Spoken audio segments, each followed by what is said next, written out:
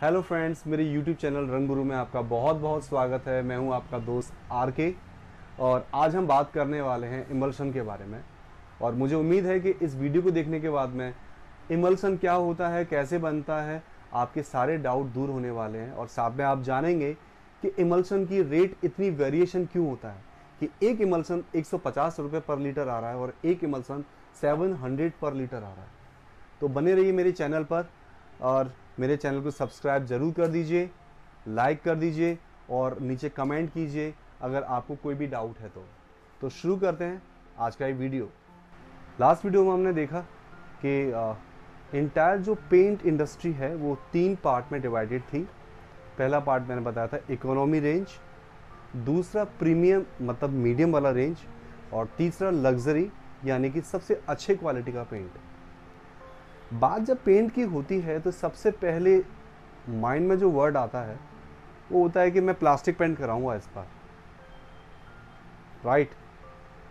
But गुरु, ये plastic paint भला क्या है? क्या आपने कभी ये जानने की कोशिश की?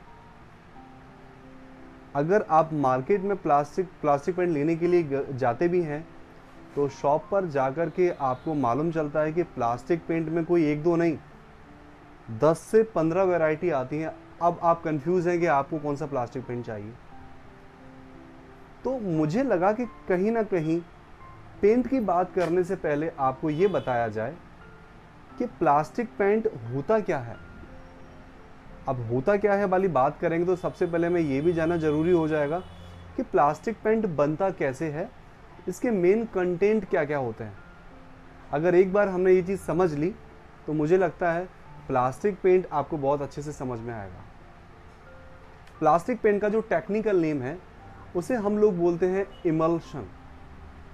इमल्शन कई बार आपने नाम सुना होगा और जो लोग साइंस में थोड़ा बहुत पढ़ते हैं तो वो जानते हैं कि इमल्शन कुछ और नहीं है, वो एक तरीके का ऑयल और पानी, अगर हम इन दोनों को साथ में मिक्स करें और मिक्स करने के बाद में उसे अच्छे से शेक कर दें तो एक झाग जैसा एक गाढ़ा गाढ़ा मटेरियल हमें मिलता है और उसे हम बोलते हैं टेक्निकली इमल्शन। तो क्या हम अपना घर तेल से पोतने वाले हैं? ऐसा नहीं होने वाला है। इमल्शन जो है वो प्लास्टिक पेंट का नेम है और प्लास्टिक पेंट में उसे इमल्सिफाई करके इमल्शन बनाया जाता है। तो समझते हैं थोड़ा डिटेल से। वीडियो फिर से लंबा होने वाला है लेकिन आपको ये नॉलेज जो है मुझे लगता है कहीं और से नहीं मिलने वाली है। तो स्टार्ट करते हैं। मैंने बताया था कि 4 चीज़ें मिलकर के पूरा प्लास्टिक पेंट बनाती है। पहला पिगमेंट। अब ये पिगमेंट में क्या होता है, वो है मेन पाउडर। जो हम बाल्टी खोलते हैं, बकेट खोलते हैं और देखते हैं सफ़ेद सफ़ेद पाउडर है बट वो लिक्विड फॉर्म है। लेकिन अगर हम उसको सुखा दें तो एक ड्राई फॉर्म भी तो हमें मिलता है। वो पाउडर जो है वो है पिगमेंट। अब अलग अलग कलर के लिए कंपनी अलग अलग पिगमेंट यूज़ करती हैं, जैसे कैल्शियम कार्बोनेट, जैसे चूना बोलते हैं एक तरह से, चौक मिट्टी, खड़िया powder, red oxide, yellow oxide, zinc chromate, titanium dioxide, ये सारे के सारे पाउडर फॉर्म में एक मटेरियल है जिसे हम पिगमेंट बोलते हैं और ये इसका बेस कंटेंट होता है। काम क्या करता है? पहली चीज़ तो कलर देने का काम करता है। अगर मुझे वाइट कलर चाहिए इमल्शन का तो मैं वाइट कलर में यूज़ होने वाला जैसे टाइटेनियम डाइऑक्साइड या कैल्शियम कार्बोनेट, मैं इनका यूज़ करने वाला हूँ। अगर मुझे पीले कलर का बेस चाहिए तो मैं येलो ऑक्साइड यूज़ करूँगा। तो फिर मैं वाइट पेंट यूज़ नहीं करूँगा, वाइट पाउडर यूज़ नहीं करूँगा। एग्जाम्पल के लिए मुझे अगर रेड पेंट चाहिए, टेराकोटा टाइप, जो गेरुआ मिट्टी होती है उस टाइप का, तो मैं उस तरह का बेस यूज़ करूँगा ताकि मुझे टिंटिंग कॉस्ट कम आए और मुझे उसमें कलर कम डालना पड़े। ठीक, तो ये पहला सेक्शन हो गया, मेन कंटेंट पिगमेंट। अब पिगमेंट सिर्फ एक पाउडर है। इस पाउडर को मैं पानी में घोल के दीवार पर लगा दूं तो वो काम नहीं करने वाला है। यहाँ मैंने पेंट किया और यहाँ मैंने हाथ घुमाया, सारा सारा मेरे हाथ पर, जस्ट लाइक चूना चूना। तो इसे रोकने के लिए अब हम क्या करें कि ये ठहराव दे, एक बाइंडिंग बहुत अच्छे से हो जाए दीवार पर, पेंट से वो निकले नहीं दीवार से, पेंट में कुछ मजबूती हो, तो उसके लिए सेकंड कंपोनेंट है, उसे हम बोलते हैं बाइंडर। अब बाइंडर के लिए बहुत सारी चीज़ें मिलाती हैं कंपनी, बट मैं आपको फ्लैशबैक में लेके जाता हूँ। जब ट्रेडिशनली हम लोग चूने से पुताई करते थे, चूना, तो आपने देखा होगा हम फेविकॉल का एक पाउच मिलाते थे जिसको बोलते थे डीडीएल बाइंडर।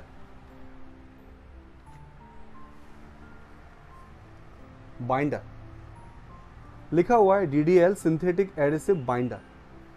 बाइंडर का मेन मतलब होता है बाइंड करना।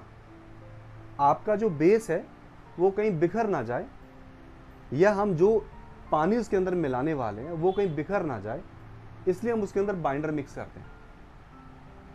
तो कुछ लोग चूने में या डिस्टेंपर को और मजबूती देने के लिए फेविकॉल यूज करते हैं, क्योंकि इटसेल्फ वो एक अच्छा बाइंडर है। बट फेविकॉल ही बाइंडर नहीं है, बहुत सारे मटेरियल आते हैं जो एज ए बाइंडर वर्क करते हैं, और company different types of binder को यूज करती है। इस हिसाब से यूज करती है कि पेंट में हमें क्या प्रॉपर्टी चाहिए। हमें चाहिए कि पेंट वाटरप्रूफ होना चाहिए, तो और स्ट्रॉन्ग बाइंडर यूज होगा।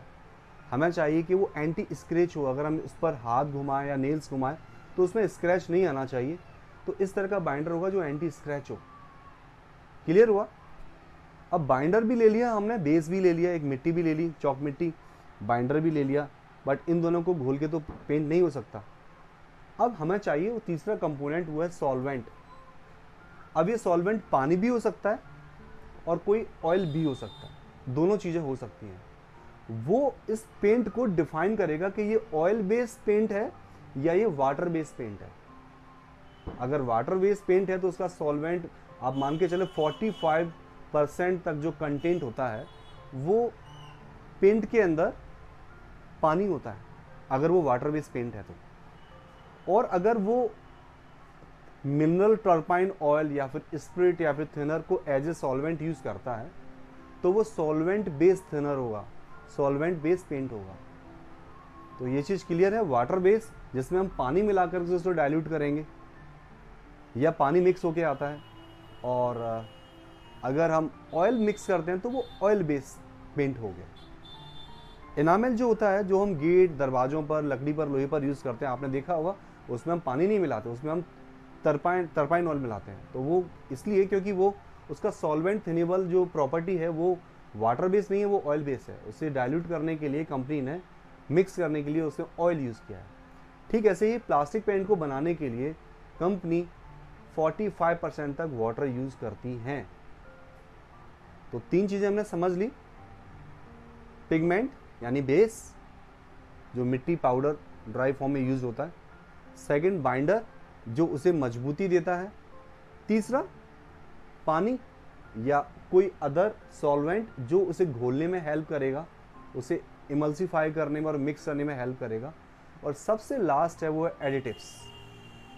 ये एक ऐसा फैक्टर है जो आपकी पेंट की कीमत डिसाइड करता है कि हमको जो पेंट हम ले रहे हैं उसकी कीमत क्या होगी। एग्जाम्पल के लिए हम चाहते हैं हमारा पेंट ऐसा, उसमें अच्छी सी स्मेल आए, अरोमा आए, खुशबू आए, तो हम एक एडिटिव यूज करेंगे जिसको बोलते हैं फ्रेग्रेंस। जैसे ये ब्रीज फ्लेवर में है, और JSW पेंट इस एडिटिव्स को एड ऑन बना के भेजती है। जैसे पिज़्ज़ा में हम अगर एक्स्ट्रा चीज़, एक्स्ट्रा सब कुछ मांगते हैं, अगर हमें एक्स्ट्रा स्मेल चाहिए, अरोमा चाहिए, तो हम ये यूज़ करके और अपने पेंट की खुशबू बढ़ा सकते हैं। ठीक, अगर हमें चाहिए कि हमारा पेंट एंटी बैक्टीरियल होना चाहिए, मीन्स कोई भी फंगस, कोई भी इन्फेक्शन नहीं होना चाहिए, तो उसके अंदर कुछ ऐसे कंपोनेंट जो कि पेंट के अंदर फंगस पैदा नहीं होने देते, वो हम ऐड करते हैं। एडिटिव्स बहुत तरीके के हो सकते हैं। फिर एक तरीके के हम समझ सकते हैं, जैसे मुझे चाहिए ग्लॉस बहुत अच्छा होना चाहिए पेंट के अंदर, तो ऐसे केमिकल जो ग्लॉस बढ़ाते हैं वो एज ए एडिटिव मिक्स होंगे। अब आपको कहानी समझ में आ रही है कि रेट में इतना डिफरेंस क्यों है। एक दूसरा एग्जांपल देके मैं समझाता हूं आपको। एक मिठाई की दुकान पर हम गए और हमने उससे बोला मुझे भी अब लड्डू चाहिए, मोतीचूर का लड्डू। वो एक शॉप वाला 1 kg का रेट बताता है 220, और उसी शॉप पर एक दूसरा लड्डू जिसकी कीमत 550 पर kg है, वो भी है, देखते में दोनों एक से लग रहे हैं, पर हम उसे पूछेंगे कि भैया एक 220 रुपए केजी और एक 550 रुपए केजी, ये क्या मतलब हुआ?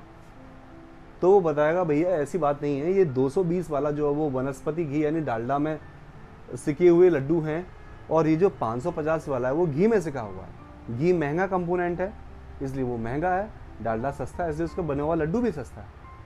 समझ में आया आपको? उसी तरह से प्लास्टिक पेंट के अंदर जो मैंने 4 चीज़ें बताई हैं, इन चारों का रेशो अगर हमने गड़बड़ कर दिया तो उसका पेंट की कीमत भी वेरी होगी। जैसे डिस्टेम्पर की बात करूँ, डिस्टेम्पर के अंदर बेस यानी जो चूना है, खड़िया पाउडर, चौक पाउडर, वो बहुत ज़्यादा होता है, बाइंडर बहुत कम है, एडिसिव्स बहुत कम है, इस वजह से डिस्टेम्पर बहुत सस्ता होता है। जब हम प्लास्टिक पेंट की रेंज ऊपर करते हैं तो आप देखेंगे उनका वेट कम होता जाता है। 1 लीटर में अगर आप नीचे का वेरिएंट देखेंगे तो उसमें वेट होगा करीब करीब 1.7 kg। बट जब हम उसी चीज़ को हाई क्वालिटी में रॉयल शाइन कैटेगरी के अंदर जाएंगे तो देखेंगे कि 1 लीटर का वेट मुश्किल से 1.2-1.1 kg है। अंतर कहाँ आया? उन्होंने जो बेस यूज किया लग्जरी पेंट के अंदर, उसकी क्वालिटी बहुत अच्छी थी। वो टाइटेनियम डाइऑक्साइड यूज़ करते हैं जो कि बहुत फाइन और सबसे अच्छा बेस पिगमेंट माना जाता है। सेकंड नंबर पर बात आती है उसके अंदर यूज़ होने वाले बाइंडर की। वो बाइंडर बहुत अच्छी क्वालिटी का यूज़ करते हैं। आपने देखा हो डिस्टेम्पर को अगर हम पानी से अगर पोंछना चालू किए रहे तो डिस्टेम्पर हमारे कपड़े पर आ जाएगा, बट रॉयल शाइन को अगर हम कपड़े से पोंछें तो गंदगी बाहर आएगी बट पेंट बाहर नहीं आएगा। तो ये इफेक्ट बाइंडर की वजह से मिलता है।